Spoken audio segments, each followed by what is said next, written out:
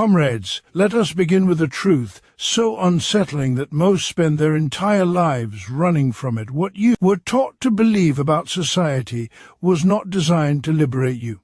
It was designed to domesticate you. From the moment you first opened your eyes to the world, you were surrounded by lessons, norms, and common sense that masked the reality of power. You were told that success is a matter of personal effort, that wealth is the reward of virtue, and that the hierarchy you live under reflects natural order. But these teachings packaged as wisdom were nothing more than the ideological threads woven into the fabric of capitalist domination. You inherited not truth but programming, because capitalism does not only exploit your labor, it seeks to shape your consciousness, to turn your dreams into obedient replicas of its own interests. The ruling class does not merely command factories or offices, they command the very ideas through which society understands itself. They reproduce their power not only by owning the means of production, but by controlling the means of thought. And so the first revolutionary act is not to march, nor to shout, nor to fight. The first act is to question, to interrogate every truth handed down to you, to peel back the illusions that justify inequality, to expose the contradictions buried beneath the smooth surface of everyday life. For what is capitalism if not a system of contradictions disguised as stability? You are told that labor is free, yet millions are chained to wages that barely sustain existence. You are told that markets reward merit, yet wealth flows not from creativity but from ownership. You are told that competition unleashes progress, yet it reduces human life to a battleground where survival is the prize. You are told that society is built upon freedom, yet every hour of your life is measured, sold, and appropriated for profit. The world you were taught to accept as normal is nothing more than the organized power of the few over the many. To question this world is to reclaim the humanity that profit has stripped away. It is to recognize that the misery of the worker is not a personal failure, but a structural necessity. Of capitalism, a system that thrives only by extracting more value from the worker than the worker receives. It is to understand that what you produce builds the wealth of another, and what you sacrifice becomes the comfort of those who never enter the factory, the field, the mine, or the office floor. But questioning is not an individual exercise. It becomes transformative only when shared, when consciousness becomes collective. The ruling class depends on your isolation, your quiet endurance, your belief that nothing can change. They tell you that exploitation is eternal, that class divisions are inevitable, that history has ended. Yet history, as we know from every page of struggle, never ends, it erupts. It shifts when the oppressed recognize their common condition, when workers see that their suffering is not solitary but systemic, when people realize that the chains that bind them are forged from the same metal. The courage to question transforms the worker from a silent participant into a conscious actor. It awakens class awareness. It reveals that solidarity is not charity but necessity. For when the worker sees the worker, when the oppressed sees themselves in the struggle of another, when the many understand that they are many, a revolutionary horizon appears. And let us be clear, capitalism does not fear criticism. It fears organization. It fears unity. It fears the moment when the working class recognizes its own power as the force that drives all production, all progress, all history. It fears the moment you stop accepting the world as you were taught and begin shaping the world as it must become. Every institution that taught you obedience can be questioned. Every ideology that justified inequality can be dismantled. Every structure built upon exploitation can be transformed. Comrades, your courage to question is not an abstract philosophical exercise. It is the spark of historical change. It is the beginning of consciousness, and consciousness is the beginning of power. For when the oppressed learn to question, they learn to organize.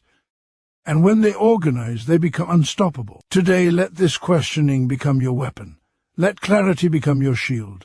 Let unity become your strength. And let the world you were taught to accept give way to the world you have the power to create, a world where labor is not exploited, where humanity is not commodified, where freedom is not the privilege of the few, but the right of all. The future belongs to those who dare to ask, who benefits from the world as it is, and who will transform it into what it must be. Comrades, the courage to question everything you were taught is the first step toward reclaiming your destiny. Begin the questioning, begin the awakening, begin the transformation. To challenge all inherited beliefs that uphold capitalist power is to confront the vast architecture of ideas that shape how people see the world long before they ever set foot in a workplace or understand the forces that govern their lives. These beliefs do not arrive as explicit commands but as cultural air, circulating through schools, family tradition, media narratives, religious teachings, and the casual assumptions embedded in daily conversation. They appear ordinary, neutral, even comforting, yet they form the ideological foundation upon which capitalist society stabilizes itself. To question them is to shake the pillars of a system that depends on quiet acceptance more than open coercion. The ruling class does not simply dominate through economic ownership, it dominates by cultivating the very ideas that make exploitation seem natural, inevitable, or morally justified. One of the most fundamental beliefs people inherit is that wealth is the result of individual virtue. This idea, repeated endlessly, teaches that the successful deserve their position because of talent, intelligence, or discipline. But this narrative conceals the reality that wealth under capitalism is tied not to personal excellence, but to ownership of the means of production. Those who own capital accumulate wealth through the labor of others, not through their own contribution. Yet the myth of personal merit is so deeply embedded that many workers internalize blame for their struggle, assuming that their hardship reflects personal weakness rather than systemic exploitation. Breaking this inherited belief is essential because it shifts moral responsibility from the individual worker to the structural conditions that determine economic life. Another belief transmitted from childhood is that competition is the primary driver of progress. Capitalist ideology portrays society as a marketplace of individuals constantly striving against one another, and it frames this struggle as the source of innovation, growth, and human advancement. But this competitive framework obscures how cooperation, collective labor, and shared effort actually sustain society. Every factory line, every logistical network, every office project, every public service relies on coordinated human activity. Capitalism appropriates this collective power, yet teaches people to view themselves as isolated competitors. When workers accept competition as a natural condition, they become divided, suspicious of one another, and unable to recognize the unity that gives them strength. Questioning this belief exposes the contradiction between the cooperative nature of labor and the competitive ideology imposed upon it. Inherited beliefs also include the notion that economic inequality is either unavoidable or beneficial. Generations are taught that disparities in wealth create incentive, fuel ambition, and reflect differing contributions to society. Yet this belief masks how inequality is engineered and maintained through wage suppression, privatization, inherited capital, and the political power of the wealthy. It hides the fact that inequality is not a product of natural differences, but a consequence of structural design. To challenge this belief is to recognize that inequality is not a neutral outcome, but a deliberate result of systems that privilege accumulation over human well-being. Alongside these ideas is the belief that the current form of society is the culmination of human development. People are taught that capitalism is the final, most rational, and most efficient system, leaving no alternative future to imagine. This belief does not simply limit political thought, it confines the imagination itself. It makes exploitation seem permanent, poverty seem eternal, and social transformation seem impossible. By accepting this belief, generations lose the ability to envision their collective power or the potential for a different social order. Questioning it reopens historical possibility, revealing that every system that claimed permanence eventually gave way to another shaped by human struggle and collective action. Workers also inherit the idea that authority figures, employers, managers, political leaders, and cultural elites naturally possess the right to make decisions for others. This belief conditions people to accept hierarchy as an unquestioned part of life. Capitalist domination thrives when workers internalize obedience, when they believe that those above them are inherently more capable, more knowledgeable, or more deserving. Yet the experience of labor reveals the opposite. production moves through the hands of the workers themselves. The real knowledge, skills, and creative power reside not in the boardroom, but on the shop floor. The fields, the offices, the warehouses, and the countless spaces where labor unfolds each day. To challenge inherited deference to authority is to reclaim agency and recognize that power flows upward only because the many consent to the commands of the few. The belief that private property is sacred and inviolable is another ideological cornerstone. From childhood, individuals are trained to regard ownership as the ultimate measure of security, freedom, and identity. This reverence for property is used to justify the concentration of wealth, the commodification of basic needs, and the displacement of entire communities. Yet the ownership defended so passionately in capitalist ideology is not the personal property of everyday people, but the property of those who command enormous economic power. Challenging this belief means understanding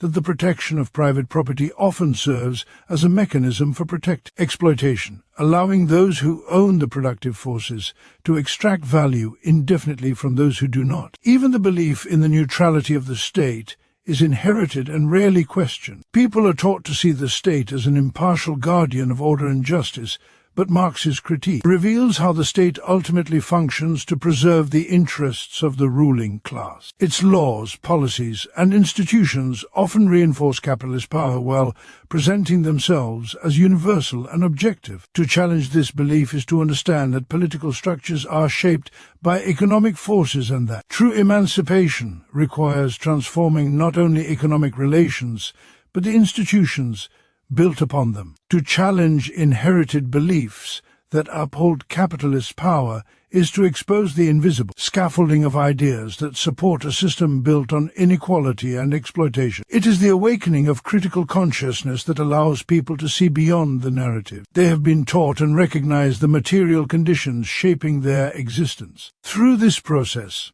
individuals begin to reclaim their intellectual autonomy, freeing themselves from the ideological chains that have justified their subordination and obscured their collective strength. To recognize how capitalism shapes consciousness to maintain control is to understand that domination is not secure solely through economic arrangements or political institutions, but through the molding of thought itself. Capitalism does not rely only on wages, markets, and ownership. It relies on the internalization of its worldview by the very people it exploits. It produces a way of thinking that aligns human aspiration with capitalist logic, obscuring the condition of oppression and presenting an artificial reality as though it were natural, inevitable, and eternal. This shaping of consciousness begins long before a person enters the workplace. It begins in childhood, in the stories that define success, in the language used to describe value,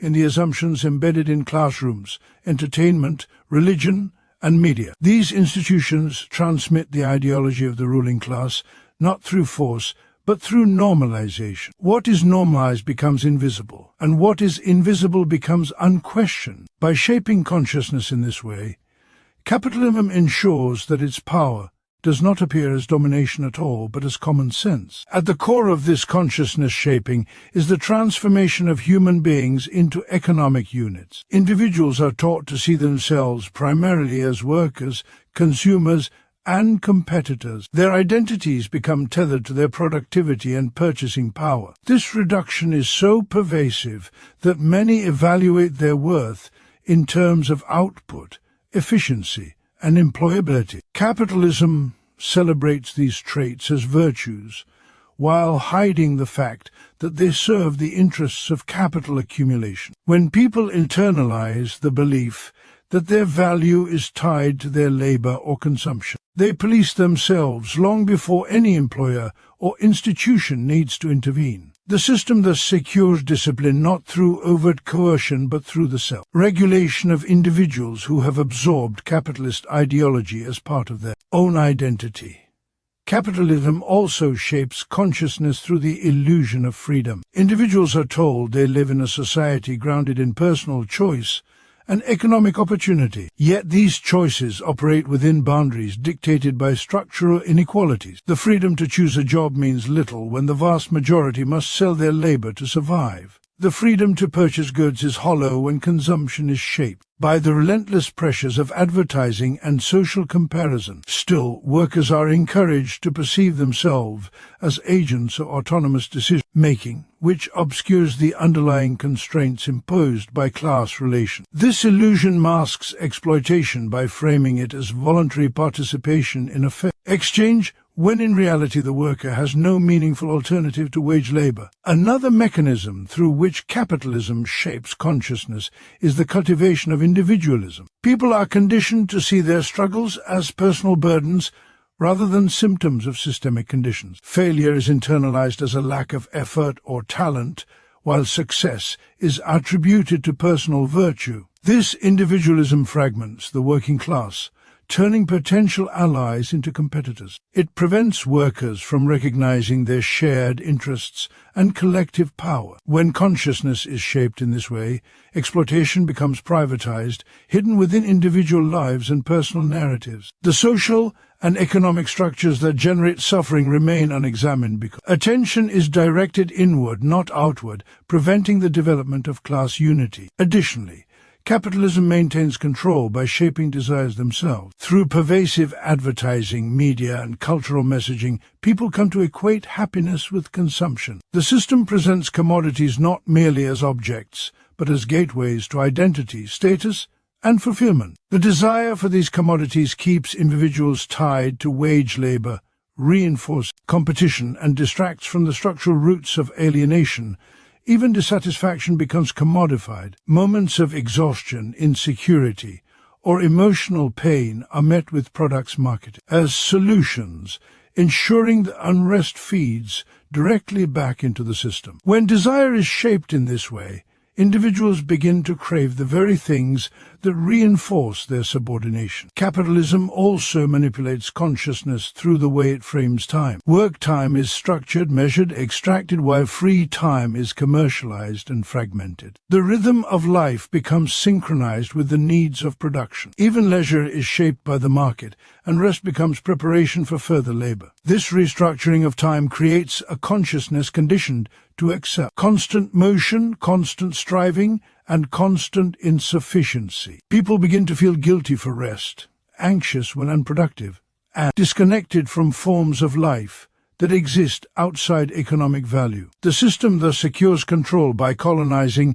not only the hours of labor but the worker's internal experience of time itself. Education plays a further role in shaping consciousness by presenting capitalist logic as objective knowledge. Students learn economic principles that assume competition, private property, and market exchange as natural features of human society. History is framed to highlight the achievements of elites, while minimizing the role of workers and social movements. Critical thinking is encouraged only within boundaries that leave foundational structures unquestioned. By the time individuals enter adulthood, many have absorbed an ideological framework that legitimizes capitalist relations without recognizing them as ideological at all. Finally, capitalism shapes consciousness by producing a sense of inevitability. People are taught that this system is permanent, that alternatives are unrealistic, dangerous, or utopian. When imagination is constrained in this way, the possibility of collective transformation appears distant or impossible.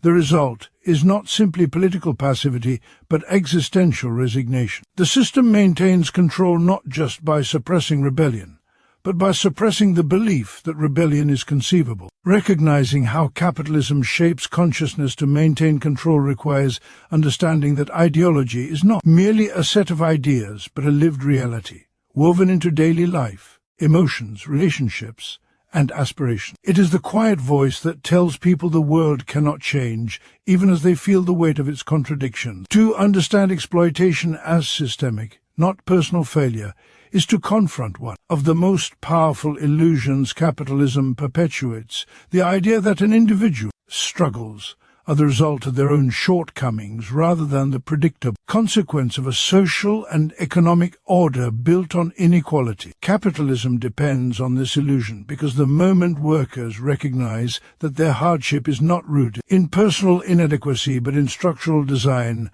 the legitimacy of the entire system begins to fracture. As long as individuals believe their suffering is their own fault, they remain isolated, ashamed, and silent. But when they see that exploitation is woven into the very fabric of capitalist production, new possibilities emerge for solidarity, consciousness, and collective action. Under capitalism, exploitation is not an accident or a deviation from the norm.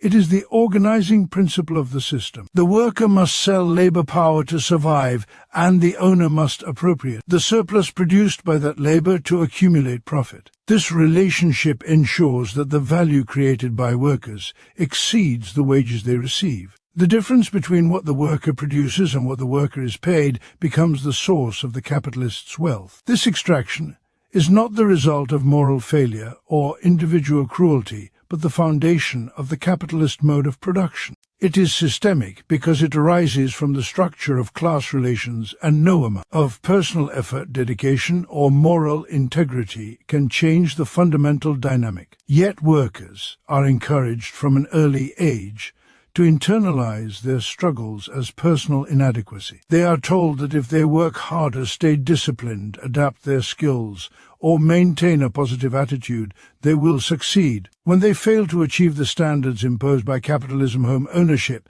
financial stability, upward mobility, they blame themselves rather than the structure that makes such goals unattainable for the majority. This internalization is one of the most effective tools of the ruling class. It transforms what is essentially a collective experience of exploitation into millions of isolated battles with self-doubt, guilt, and frustration. This ideological burden deepens the exploitation itself. When workers see their exhaustion as a sign of personal weakness, they push themselves harder, accepting longer hours, greater workloads, and declining conditions. When wages stagnate, they blame their own lack of skill instead of the economic system that suppresses their compensation for profit. When they face unemployment, they view it as an individual failure rather than a structural outcome of economic cycles and corporate priorities. This mindset forces workers to compete against one another rather than recognize their shared position in a system designed to extract as much value from them as possible. As long as exploitation is interpreted as personal failure, the system remains unchanged. To understand exploitation as systemic is to recognize that no amount of hard work can overcome a structure that depends on inequality. Even the most diligent workers remain at the mercy of a system that places the power of survival in the hands of those who own the means of production. The worker's fate can be transformed not by effort alone, but by the economic conditions controlled by capital, layoffs, wage cuts, automation, relocation of industries, and the constant pressure to increase productivity. These forces shape the worker's life, yet the worker is blamed for circumstances they have no power to control. Seeing exploitation as systemic means acknowledging that individuals are embedded in a network of economic relations that shape their opportunities, pressures, and outcome. This understanding also reveals the collective nature of the workers' struggle. When hardship is interpreted as personal failure, workers remain isolated. But when exploitation is understood as systemic, the commonality of experience becomes visible across industries, borders, and generations. Workers begin to see that their struggles are not unique but shared, not the result of personal flaws, but of the structural demands of capitalism. This recognition is crucial because it lays the foundation for collective identity and class consciousness. When people understand their suffering as systemic, they no longer view one another as competitors but as comrades whose liberation is tied together. Furthermore, recognizing exploitation as systemic exposes the limitations of individual solutions to structural problems. Self-help narratives, entrepreneurial fantasies, and meritocratic promises cannot address the fundamental division between those who sell their labor and those who own the means of production. These individual solutions serve to maintain the system by diverting attention away from collective action and structural change. When individuals believe they can escape exploitation through personal determination, they focus on individual advancement rather than transforming the system that exploits them. But systemic problems require systemic responses, And once workers understand that exploitation is rooted in class relations, they begin to see that true change requires solidarity, organization, and a reconfiguration of economic power. Understanding exploitation as systemic also shifts the emotional burden carried by workers. Instead of internalizing shame, guilt, or inadequacy, individuals can contextualize their struggles within a larger social framework. This shift is not merely intellectual, it is psychological liberation. It frees workers from the self-blame that binds them to a system that exploits them. It opens space for anger directed at structures rather than at oneself. It transforms personal frustration into collective awareness and sets the stage for political awakening. When people see that their suffering is not a reflection of who they are, but of the conditions imposed upon them, they reclaim their dignity and begin to imagine alternatives to the system that diminishes their humanity. To understand exploitation as systemic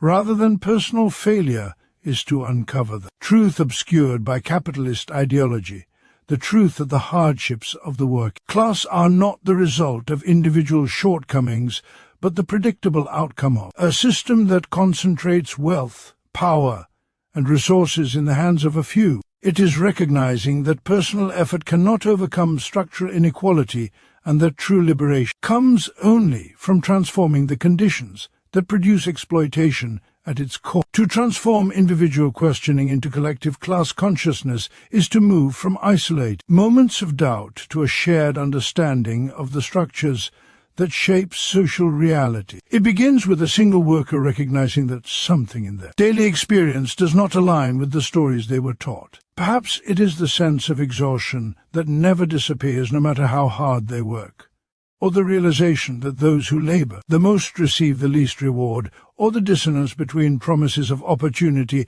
and the lived reality of struggle. These moments of individual questioning are crucial, but on their own they remain fragile, scattered, and vulnerable to the overwhelming ideological power of capitalism. The system quickly absorbs or redirects individual doubt by offering personal explanations, self-blame, or narratives of exceptionalism. For questioning to become transformative, it must be shared, communicated, and connected with the experiences of others who live under the same conditions. Individual questioning becomes the seed of collective consciousness when workers begin to see that their struggles are not isolated incidents but expressions of a shared structural reality. When one worker questions why their wages remain stagnant despite rising productivity, and another questions why job insecurity increases despite corporate profits, and another questions why they feel alienated from the product of their labor, these isolated doubts begin to form a pattern. The realization that different individuals experience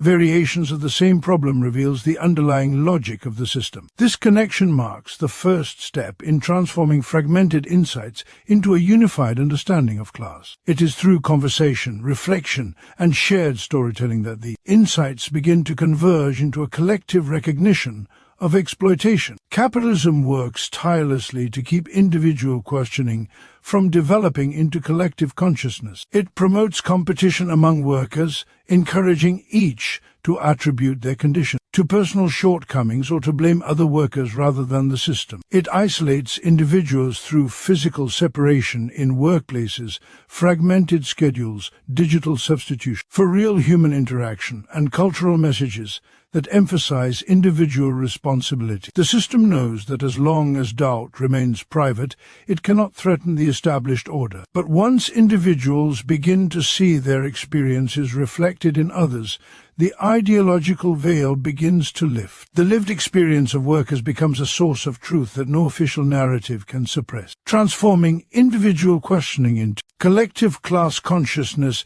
requires spaces where workers can speak openly about their condition. Historically, these spaces have taken many forms: labor meetings, community gatherings, political circles, underground movements, and informal discussions among workers who share the same burdens. In these spaces, personal stories become political revelation. When someone gives voice to a frustration others feel but are never articulated, a shared understanding is born. What once seemed like an individual burden becomes recognized as a collective struggle, and this recognition forms the foundation of class consciousness. It is in these shared spaces that the illusions of capitalism lose their power. because the lived experience of the many outweighs the ideological narratives of the few. As individual questioning becomes collective, workers begin to identify the structural roots of their struggles. They start recognizing patterns, the systematic extraction of surplus value, the constant pressure for increased productivity, the insecurity built into wage labor, the manipulation of consciousness through ideology. These insights do not emerge spontaneously. They grow from the synthesis of many experiences and the application of critical thought. Collective consciousness is not merely the awareness of shared suffering, but the recognition of the underlying class relations that produce that suffering. It shifts the understanding of society from a series of personal stories to a coherent analysis of power, production, and exploitation. Once workers begin to understand their position as a class, the meaning of their individual questioning changes. What once felt like confusion, frustration, or personal failure becomes interpreted as evidence of a broader social contradiction. Their dissatisfaction is no longer seen as a private problem, but as a sign of the instability and injustice embedded in capitalism. This shift in interpretation is essential because it transforms passive discontent into active awareness. Workers begin to see themselves not as isolated individuals struggling within an unchangeable system, but as part of a collective with shared interests, shared burdens, and shared potential. Collective class consciousness also transforms the sense of agency. When questions are asked alone, they often lead to despair because no individual feels capable of changing the system. But when doubts become shared insights, the possibility of collective action emerges. Workers begin to see that their combined power exceeds the power of any individual capitalist. They recognize that the system depends entirely on their labor and that, without their participation, the machinery of production cannot function. This realization shifts consciousness from resignation to empowerment, laying the groundwork for solidarity. Solidarity is not merely emotional support, it is the recognition that the liberation of one worker is bound up with the liberation of all. As individual questioning becomes collective consciousness, workers develop a new way of interpreting society. They learn to identify the interests behind laws, policies, and cultural narratives. They understand that the conditions they endure are not natural but constructed, not inevitable but maintained, not personal but systemic.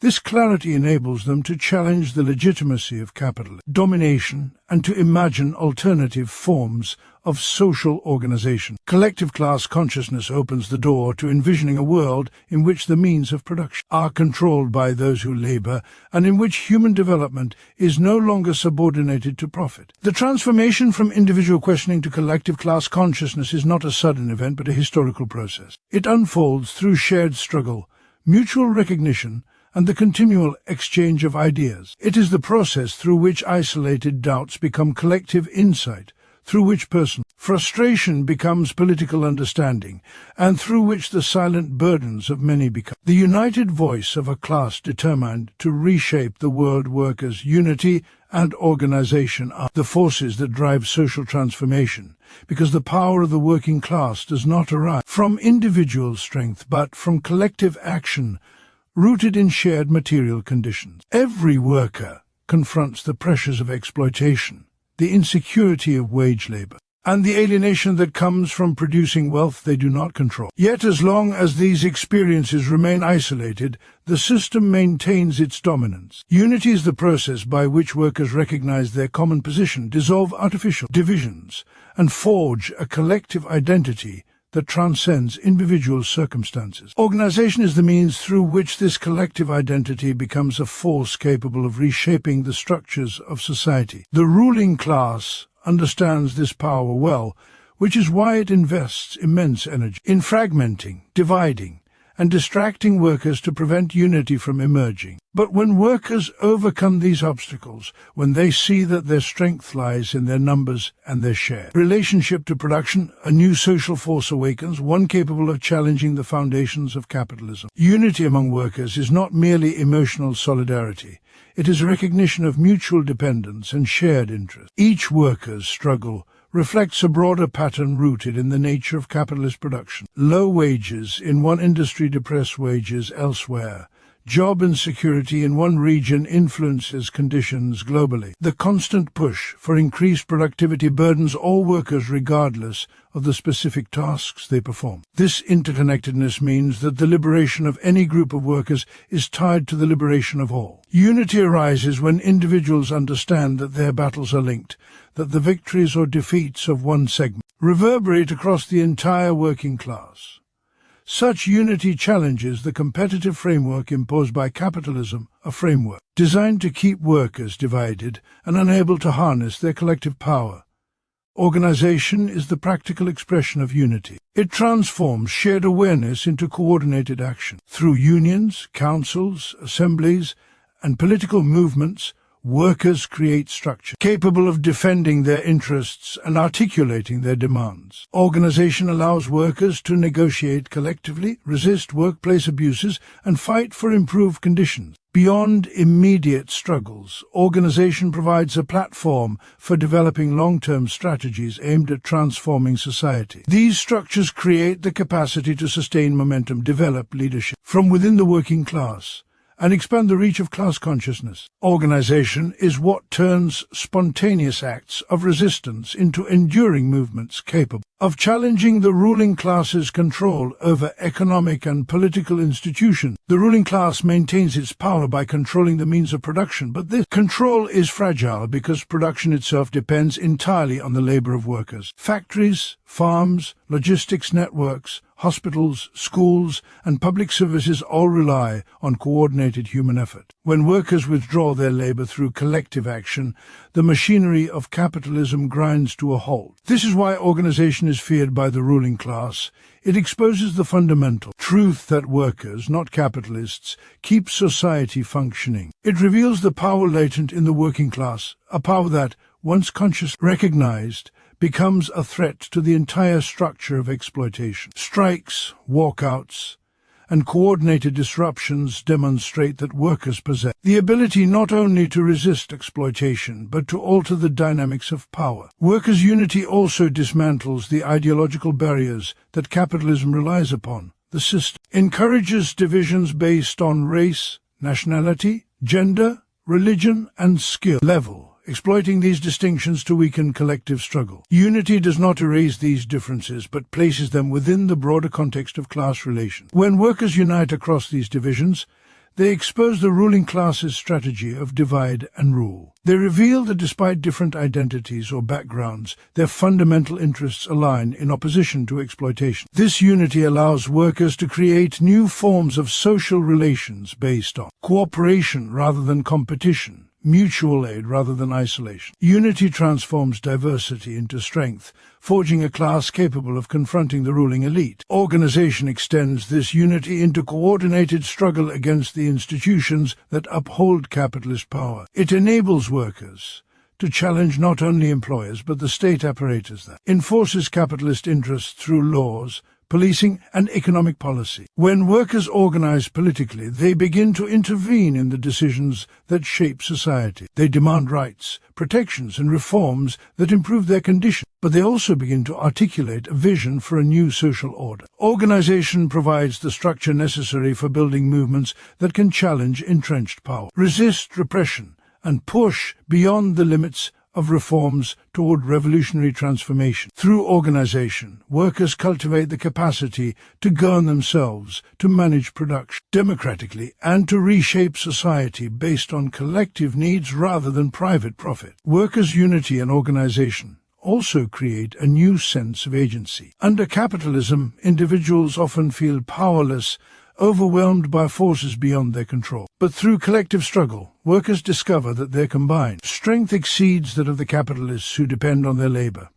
Every victory, no matter how small, reinforces this awareness. Every struggle, even if it does not achieve its immediate goals, strengthens the bonds between workers and deepens their understanding of the system they confront. Unity creates confidence. Organization channels that confidence into action. Together, they cultivate a revolutionary spirit grounded not in abstract ideals but in the lived experience of collective power. Ultimately, Workers' unity and organization reveal that social transformation is not the result of heroic individuals or enlightened elites, but the outcome of collective struggle by those whose labor sustains society. When workers unite and organize, they challenge the economic foundation of exploitation, the ideological narratives that justify inequality, and the political institutions that enforce capitalist rule. They build the capacity to imagine and create a new form of society, one in which the means of production are democratically controlled and human development replaces profit as the organizing principle of social life. The strength of the working class lies not in individual resistance, but in the conscious, collective movement of millions who recognize their share power and choose to wield it as the force that reshapes the world. In the end, the courage to question everything you were taught becomes the spark that reveals the true structure of the world, a system built on the quiet reproduction of inequality, on the disciplined shaping of consciousness, on the normalization of exploitation, and on the isolation of individuals who might otherwise recognize their collective strength. Once the illusions crack, the truth becomes impossible to unsee. You begin to understand that the weight you carry is not the result of personal inadequacy but the deliberate design of a system that extracts from you while convincing you to blame yourself. And when this awareness is no longer confined to isolated minds but becomes shared, spoken and organized, it transforms from private doubt into collective clarity.